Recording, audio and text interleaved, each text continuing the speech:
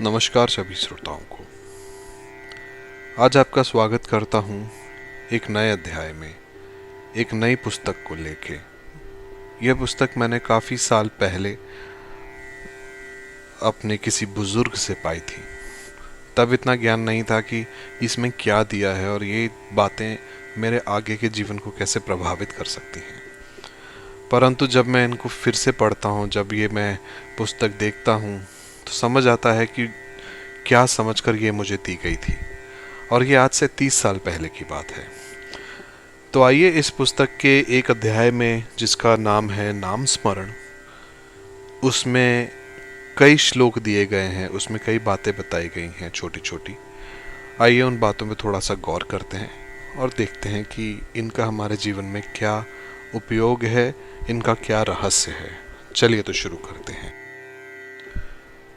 नाम स्मरण, प्रभु का नाम का चिंतन, कोई भक्ति, किसी के गुण गाना। कहा गया है कि किसी नाम स्मरण से तुम ऐसे चिपक जाओ, नाम स्मरण को अपने जीवन का ऐसा हिस्सा बना लो जैसे कोई डूबने वाला कोई तुम पकड़ लेता है, या कोई तैरता हुआ कोई अगर लकड़ी का टुकड़ा है उसे पकड़ लेता है, या कुछ भी से मिल जाए अपनी जान बचाने के लिए। यही एकमात्र दुख सागर, ये जो दुनिया है, इसको पार लगाने वाली तुम भी है। यह है नाम स्मरण। चाहे आप अल्लाह कहें, अल्लाहू कहें, राम कहिए, विठल कहें, वाहेगुरु कहें, कुछ भी कहें, एक नाम जो आपके जीवन को परिवर्तित कर सकता है, उसका अंततः एक ही मार्ग है। आप जिस तरीके से भी जाएंगे आपको एक ही ईश्वर मिलेगा। परंतु जरूरी ये है कि हम नाम स्मरण हमेशा करें। अगली बात में यहाँ लिखा गया है कि जो दुख और व्याकुलता तभी मन में घुसकर आते हैं जब परमात्मा वहां पर नहीं होते, जब वहां पर वो विस्मृत नहीं होते। और प्रभु को याद करने का सरल से सरल साधन यही है कि मन में हर समय उसके नाम की धुन चालू रखी जाए। अब ये करने के लिए हमारे को अपने आसपास का जो एनवायरनमेंट है वो भी थोड़ा पॉजिटिव बनाना चाहिए। सुबह जल्दी उठें, सूर्योदय से पहले उठें, अपना दिनचर्या जो है वो एक साफ सुथरे शरीर और साफ सुथरे मन से करें, जिससे कि हमारा सारा दिन एक नाम के पीछे रहे और अच्छी चीजें सुने, अच्छी चीजें पढ़ें। अखंड नाम स्मरण से वह शक्ति आ जाती है जिसके द्वारा मन की प्रत्येक उलझन, विपत्ति को क्षण भर में मिटाया जा सकता है। परंतु उसके पीछे एक कारण ये है, या उसके पीछे सफलता पाने का अगर आप कहें तो एक ही साधन है कि आपका नाम स्मरण अकेला आपके मुंह से नहीं होना चाहिए, आपकी जीवा से नहीं होना चाहिए। आपका चित्त, आपकी आवाज, आपकी अंदर से जो नाभि से ध्वनि उत्पन्न हुई है वह साथ में बोले और आपके कान खुद सुने। ऐसा नाम स्मरण आप पे आपके काफी काम आ सकता है। परमात्मा के तो सभी नाम एक समान ही हैं, जैसे मैंने अभी बताया था।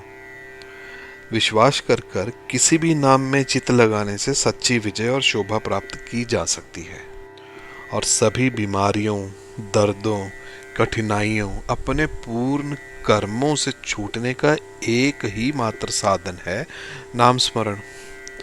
श्री गुरु अर्जन देव ने सच फरमाया है, सर्व रोगों की औषधि सिर्फ नाम है। मन में नाम का ध्यान करो। ये ऐसी बरकत है जिससे दुनिया की कोई विपत्ति आपके पास नहीं आ सकती। अभी मान लो आप कहोगे कि मैं नाम स्मरण करता हूं फिर भी मुझे दुख और कठिनाइयां हैं। दुख और कठिनाइयां जो हैं वो आपके कर्मों का फल है।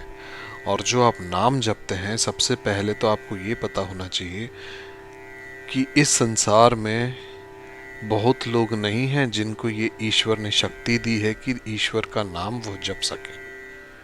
अगर आप ये कर पाते हैं तो आपको इसी में एक सुख आ जाएगा।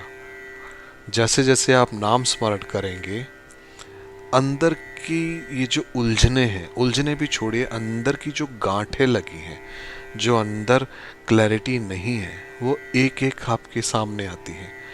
इस संसार के, इस दुनिया के, इस पृथ्वी के, इस ब्रह्मांड के और जितने करोड़ों लाखों ब्रह्मांड हैं, जिन्हें आप कह दीजिए कि मल्टीवर्स अगर हम इंग्लिश में कहें, आपको उनके सूक्ष्म जो राज हैं वह पता चलने लग जाएंगे। नाम स्मरण की शक्ति को कम मत समझिए। आप में स्वयं एक परमात्मा है, आप उसके ही अंग हैं, आप उसी की ज्योत हैं। आपको अपने अंदर की हृदय की ज्योति को उस बड़ी अखंड परमात्मा की ज्योति के साथ जाके मिलाना है। तो इस किताब के नाम स्मरण की जो बातें हैं, ये जो छोटा सा अध्याय है, कहने को तो कुछ ही श्लोक हैं, कुछ ही बातें हैं, पर इसमें से एक बात भी अगर समझ आ जाए तो जीवन सफल हो सकता है। आशा करता हूं कि आपको यह पसंद आया होगा।